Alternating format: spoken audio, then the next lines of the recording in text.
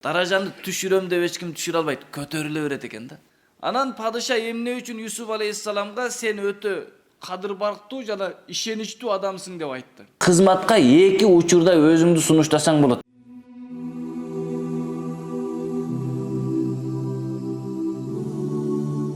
أعوذ بالله من الشيطان الرجيم وقال الملك ائتوني به أستخلصه لنفسي فلما كلمه قال إنك اليوم لدينا مكين أمين قال اجعلني على خزائن الأرض إني حفيظ عليم. Aytты padişa alıp gelgili anı mağa özgöçö kılamanı özüme. Anı süйлöşkөндө anı menen aytты Elbette sen bugün bizde büyük kadırlı cana işeniştüsün. Aytты Yusuf aleyhisselam kılgın meni jerdin kazınaçısıga başçı, elbette men saktooçu jana bilүүчүмүн.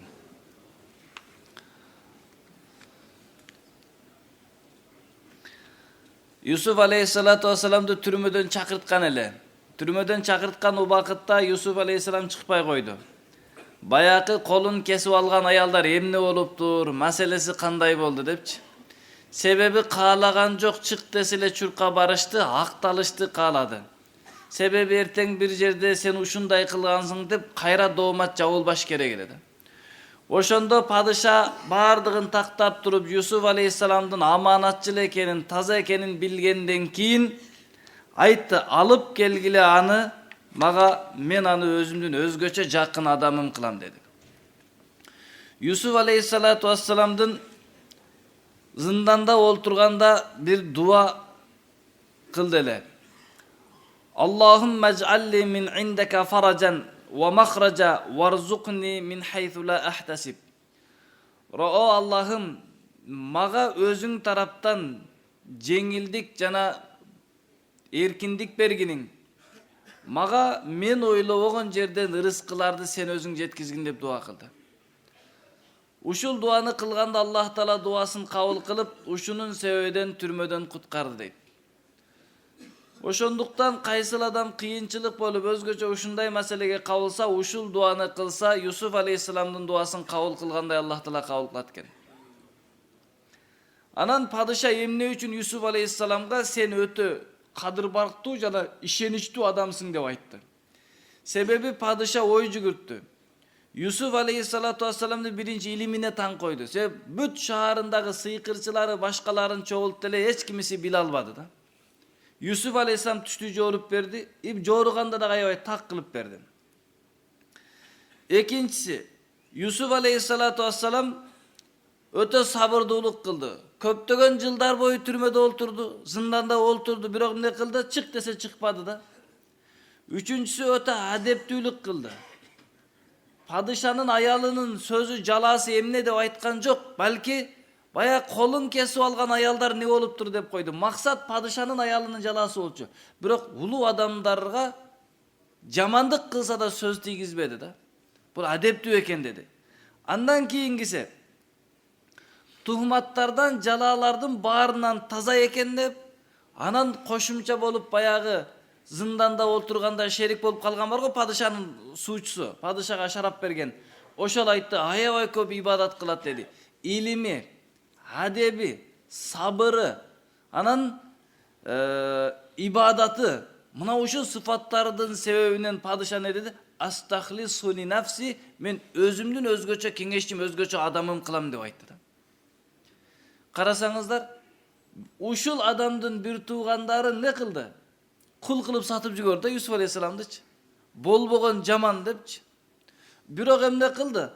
Allah kadır bark berip koysa hiç kim anı jok kıla albaydı eken. Ne kıldı? Padişa aytıp atat. Seni men özümdün gana en kımbat adamım kılıp alam dedi. Oşonda aytты padişa, sen meni menen kayısıl nersede şerik bolsoň koşo şerik bolo berginiň. Menin bardık İşimde çoğul bolsoň hiç kanday tüy jok. Bирок экеле жерде мага кошулбайсың дейт. Men ayalım menen болгон мезгилде кошулбайсың дейт. Экинчи чай ичкен мезгилде өзүм чай ичем, сени кошпойм дейт. Dedi Yusuf aleyhisselam, ne olur men sen çay içmeye gideyim? Men Yakup баласы болсом, ал Исхактын баласы, ал Ибрахим алейхиссаламдын баласы болуп атса, Ибрахим алейхиссалату вассалам пайгамбар Аллах үчүн өзүнүн баласын муузданга даяр болгон улуу зат эле го деди. Дегенде падыша бул сөзүнөн да кайтты, болду деди. Сен ошол заттардын балдары болсоң, ал убакта Ибрахим алейхиссалам, Исхак алейхиссаламдын окуялары элде белгилүү, алар билет эле, ушундай улуу инсандар өткөн.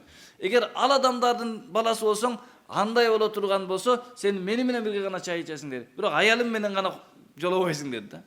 Мындайча айтканда, аялынан башка бардык нерседе жашообу менен чогуу болосуң деди да. Ошондо эмне кылды?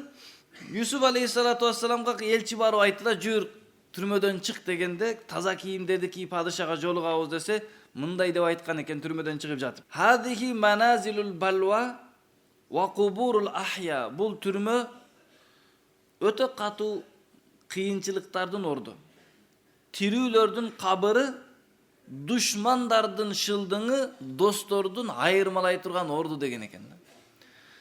Адамдын башына кыйынчылык келгенде билесиң, ким сенин досуң, ким сенин досуң эмес экенди. Ошентип түрмөдөн чыгып кетип, мындай дуа кылган. Падышанын алдына барганда дуа окуп кирген экен. Аллахумма инни ас'алука би хайрика мин хайрихи. Аллах, мен сенин жакшылыгыңды күтөм, сенин жакшылыгыңды тилеймин, мунун жакшылыгын эмес деди. Себеби баягында бир жолу айтып албады, падышага айтып кой депчи. Андан кайра көп жыл калып кетпеди. Ошондуктан бизге кандай адам жардам берем, жакшылык кылам десе орго, ошонун жакшылыгын күтүп жатып, Алланын жакшылыгын унутуп калбашыбыз керек. Биринчи Алланын жакшылыгы. Аллах жакшылык кылса, мага кимди кызматчы кылып берет деп ойлош керек экен. Ошол үчүн баягы падышага кирип жатканда ушул дуаны окудай: Аллахым, мен сенин жакшылыгыңды күтөмүн, сураймын, мунун жакшылыгын эмес. Аллах, сенин иззатың менен, сенин кудретиң менен мен мунун жамандыгынан сактык тилеймин, мунун да жамандыгына кабылып калбайын деп да. Ошол үчүн кайсыл жерде байлык болсо, кайсыл жерде бийлик болсо, ал жерде талашы дагы, ал жерде фитнасы да болот да. Ошентип кирип баргандан кийин Юсуф алейхиссаламдан өзү сурады.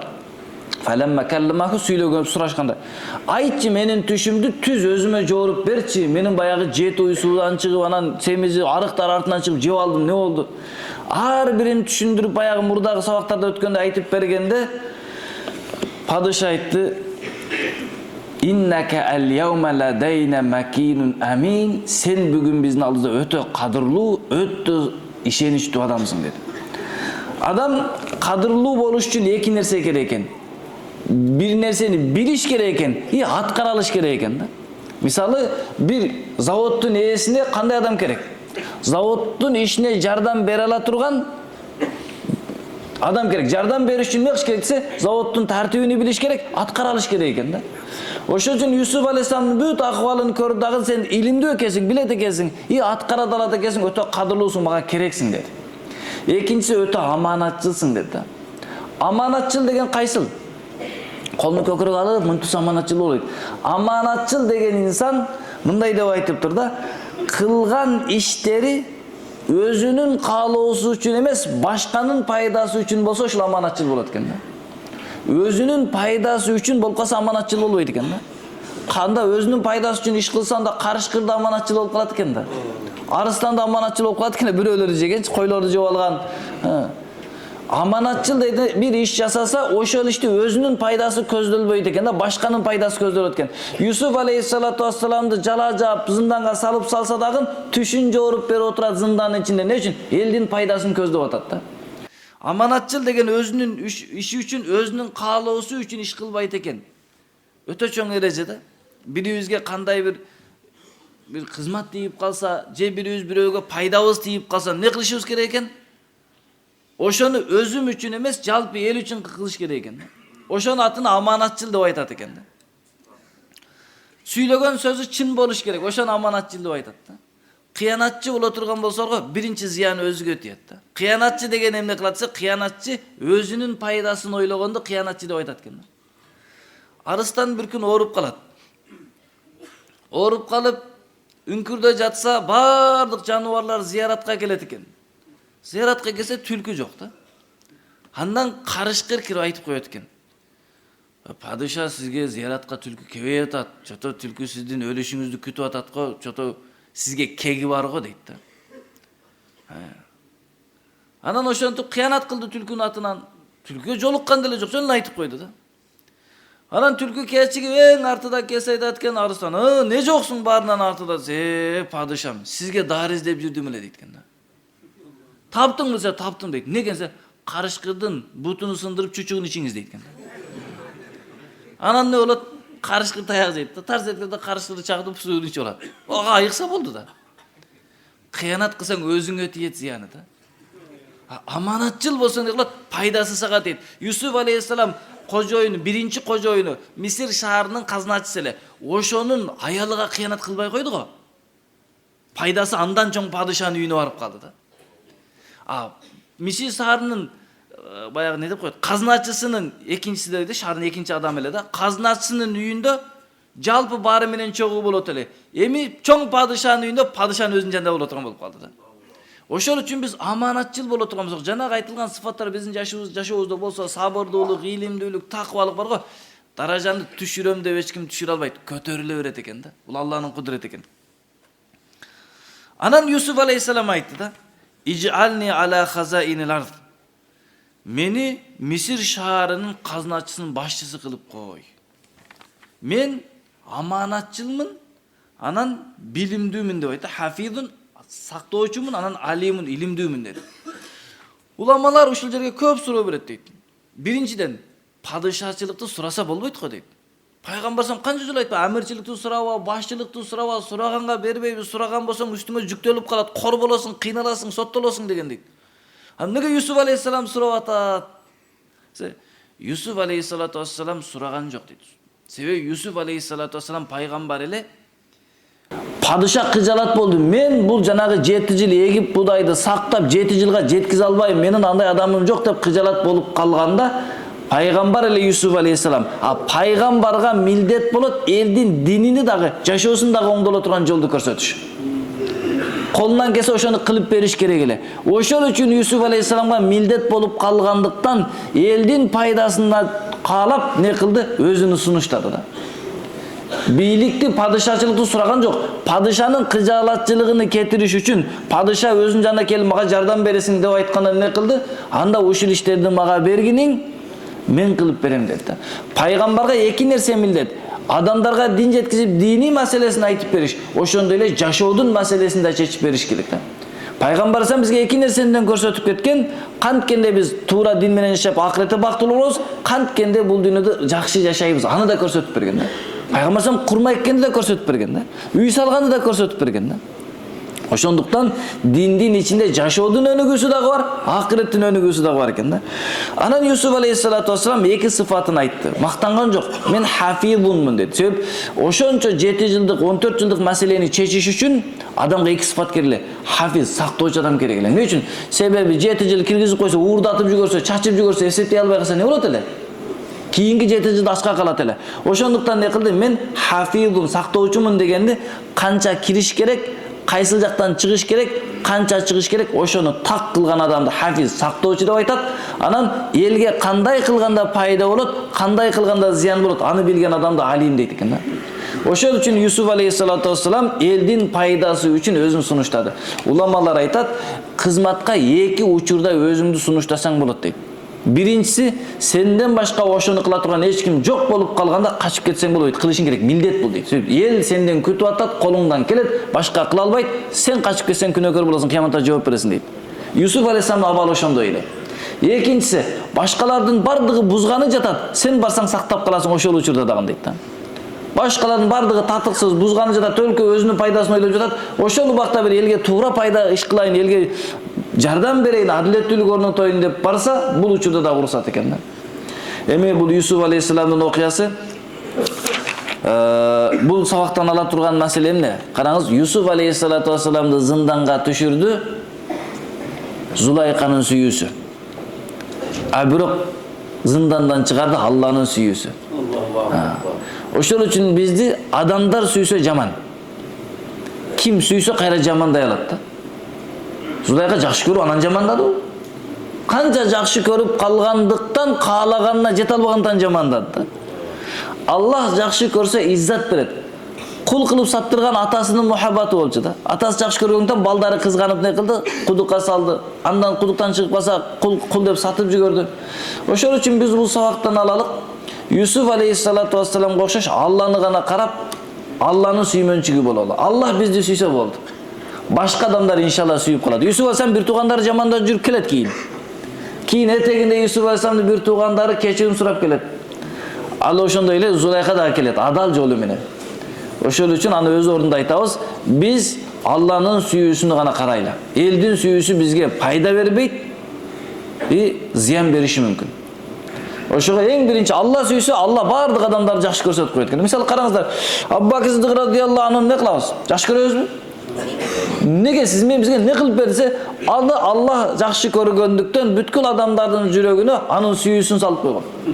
Караң, бүткүл күнү Абу Ханифа рахматулла, Абу Ханифа Ханафи мазхаб дейбиз да. Абу Ханифа рахматуллахтын китептерин сүйүп окуйбуз. Абу Ханифа рахматуллах үчүн жаныбызды бергенге даярбыз да, ал кишиге бизге тилдетпейбиз да. Неге? Алланы разы кылып динге кызмат кылгандыктан кыяматка чейин инсандар жакшы көрө турган болуп калды да. Ошол үчүн биз дагы иншалла Алланы разы кылсак, бардык адамдар бизди жакшы көрүп калат. Ошол үчүн Юсуф алейхиссалам менен пайгамбар салам жашоосунун окуясында окшоштук ушул эле. Юсуф алейхиссаламды бир туугандары кордоп жок кылабыз деди эле. Аллах не кылды? Мисирден барып падыша менен иззат берди.